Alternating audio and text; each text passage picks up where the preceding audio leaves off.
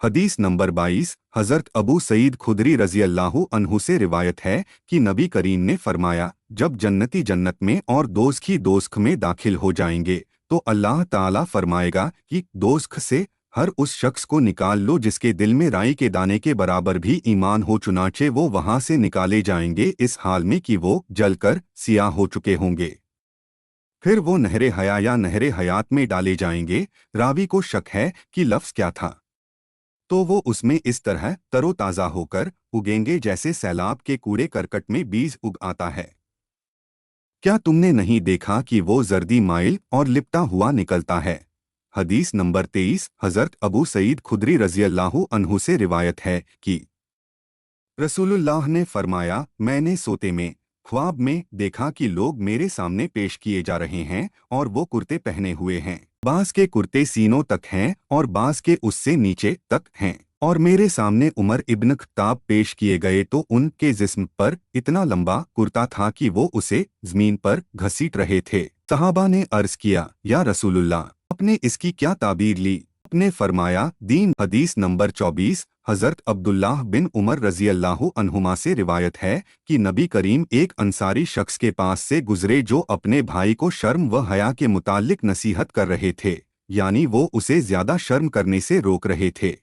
रसूलुल्लाह ने ये सुनकर फरमाया, इसे छोड़ दो क्योंकि हया ईमान ही का एक हिस्सा है। हदीस नंबर 25 हज़रत इब्ने उमर रज़ी अल्लाहु अन्हुमा से रिवायत है कि रसूलुल्लाह ने फरमाया, मुझे अल्लाह की तरफ से हुक्म दिया गया है कि मैं लोगों से जंग करूं यहाँ तक कि वो इस बात की गवाही दें कि अल्लाह के सिवा कोई माबूद नहीं और मुहम्मद अल्लाह के रसूल हैं, और नमाज कायम करें और ज़कात दें। वो ये कर लेंगे तो मुझसे अपने खून और अपने माल महफूज कर लेंगे सिवाय इस्लाम के हक के, और उनका बातिनी हिसाब अल्लाह के ज़िम्मे होगा।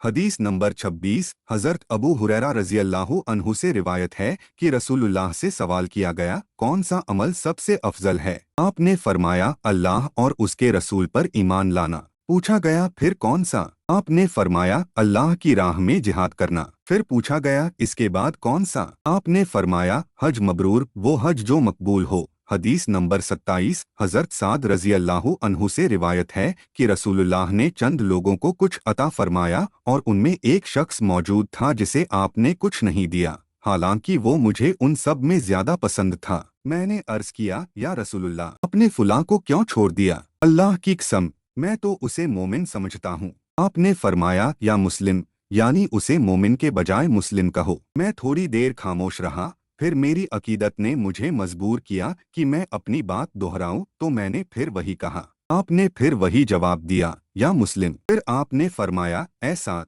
मैं एक शख्स को देता हूँ हालांकि दूसरा मुझे उससे ज्यादा अजीज होता है, सिर्फ इस डर से कि वो अपनी कमजोरी की वजह से इस्लाम से फिर न जाए और अल्लाह उसे आग में औंधा न डाल दे। हदीस नंबर 28 हज़रत अब्दुल्लाह बिन अम्र रज़ी अल्लाहु अन्हुमा से रिवायत है कि एक शख्स ने रसूलुल्लाह से सवाल किया कि कौन सा इस्लाम बेहतर है। आपने फरमाया, तुम खाना खिलाओ और जिसको पहचानो और जिसको न पहचानो सबको सलाम करो। हदीस नंबर 29 हज़रत इब्ने अब्बास रज़ी अल्लाहु अन्हुमा से रिवायत है कि नबी करीम ने फरमाया, मुझे दोस्त दिखाई गई तो मैंने देखा कि उसमें ज्यादातर औरतें थीं जो कुफ्र करती थीं। अर्ज किया गया, क्या वो अल्लाह के साथ कुफ्र करती थीं। आपने फरमाया, वो शौहर की नाशुक्री करती थीं और एहसान की नाशुक्री करती थीं। अगर तुम उम्र भर उनमें से किसी के साथ एहसान करो, फिर वो तुम्हारी तरफ से कोई नागवार बात देख ले तो कहने लगती है कि मैंने कभी तुमसे कोई भलाई नहीं देखी। हदीस नंबर 30 हज़रत अहनफ बिन कैस रज़ी अल्लाहु अन्हु से रिवायत है, उन्होंने कहा, मैं इस शख्स हज़रत अली रज़ी अल्लाहु अन्हु की मदद के लिए निकला तो मेरी मुलाकात हज़रत अबू बकर रज़ी अल्लाहु अन्हु से हुई। उन्होंने पूछा, कहाँ जा रहे हो। मैंने कहा, इस शख्स की मदद के लिए। उन्होंने कहा, अपने घर वापस जाओ, क्योंकि मैंने रसूलुल्लाह को फरमाते हुए सुना है, जब दो मुसलमान अपनी तलवारें लेकर आमने सामने आ जाएं तो कातिल और मकतूल दोनों दोस्त ही हैं। मैंने अर्ज किया, या रसूलुल्लाह, ये कातिल तो दोज़खी होना समझ में आता है, लेकिन मकतूल का क्या कसूर। आपने फरमाया, वो भी अपने साथी को कत्ल करने का पूरा इरादा रखता था। हदीस नंबर 31 हज़रत अहनफ बिन कैस रज़ी अल्लाहु अन्हु से रिवायत है कि अबू बकर रज़ी अल्लाहु अन्हु ने मुझसे बयान किया कि रसूलुल्लाह ने फरमाया, जब दो मुसलमान अपनी तलवारें लेकर आमने सामने आ जाए तो कातिल और मकतूल दोनों दोज़खी हैं। मैंने अर्ज किया, या रसूलुल्लाह, ये कातिल तो दोज़खी होना समझ में आता है, लेकिन मकतूल का क्या कसूर? आपने फरमाया, वो भी अपने साथी को कत्ल करने का पूरा इरादा रखता था। नोट: सही बुखारी में हदीस नंबर 30 और 31 के मतन में मुमासिलत है, क्योंकि ये एक ही वाक़े की मुख्तलिफ असनाद या हिस्सों से मुताल्लिक हैं।